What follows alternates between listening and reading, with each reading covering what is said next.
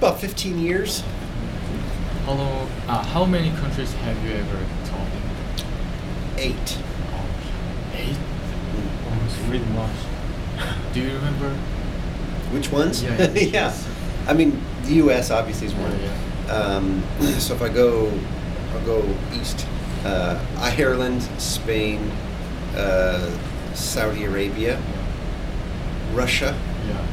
Qatar, Japan, and Korea. Oh.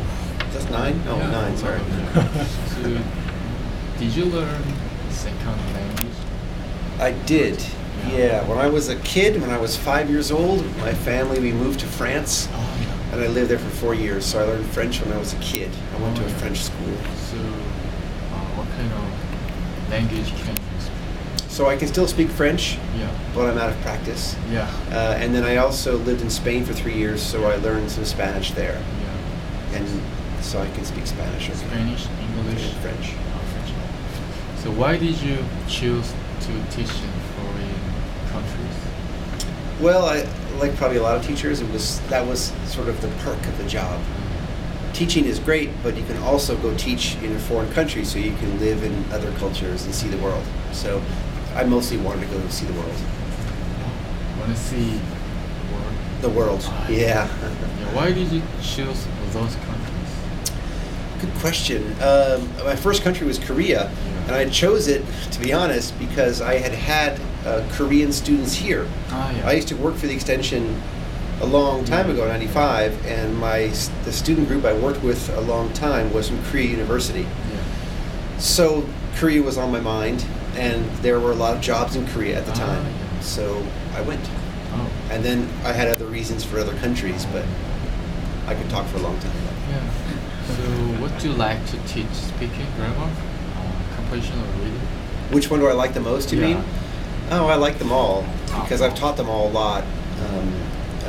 Speaking and listening classes are the most dynamic, you know. It's the most exciting. Yeah. But they're all fine. So, have you ever had some difficulty or special experiments living in foreign countries? You mean like what kind of? You mean like Special experiences, like experience out or of the ordinary? difficulty, yeah. Yeah. Oh yeah, sure. Of course. Lots, tons. I think I don't know if I told you, in Saudi Arabia, Yeah. I was only there for 6 months, Yeah. but I got arrested 3 times. And each time it was because they thought I had a camera and I was Yeah. taking pictures of things that I shouldn't be taking pictures of. Ah.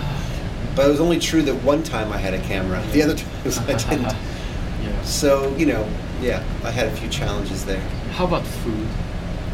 Food, like in general, Yeah, in general, in foreign countries, food. I'm pretty adventurous, you know. I like to try different food. I like almost everything.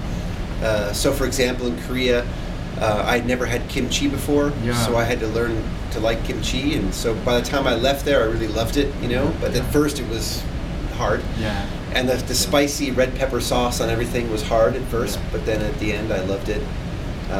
Like that. And Saudi food is simple, Yeah. not a lot of vegetables, Yeah. so that was a bit hard, but still tasty. You know? Yeah. It just takes getting used to. So,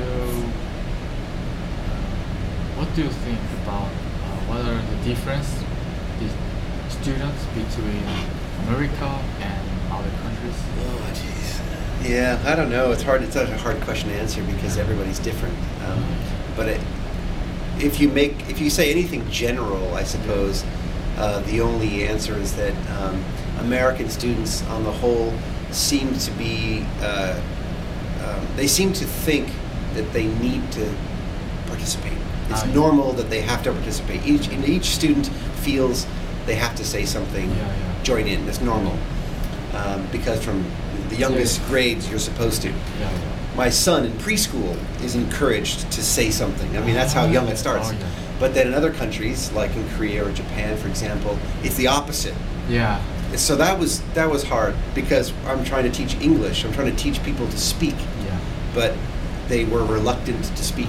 So that was a big difference for me. Okay. So, do you want to go back again to teach Abroad? Yeah. Sure. Oh yeah, absolutely. Yeah. And another question. what do you think about Eastern Center? About Extension Center. Oh, the Extension Center. Yeah, it is. It's great. I mean, on the whole, again, there's a lot of things to say about it, but on the whole, I would say it's great.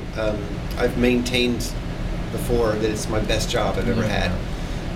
So it's, our buildings are kind of old and the technology is kind of old, but it's very relaxed. It's very casual. It's very comfortable. And so that's nice, compared to places where I've worked, like Seoul or in Osaka or in downtown Moscow, where things are a little bit more serious and formal. And here it's just very laid back. It's nice. Okay.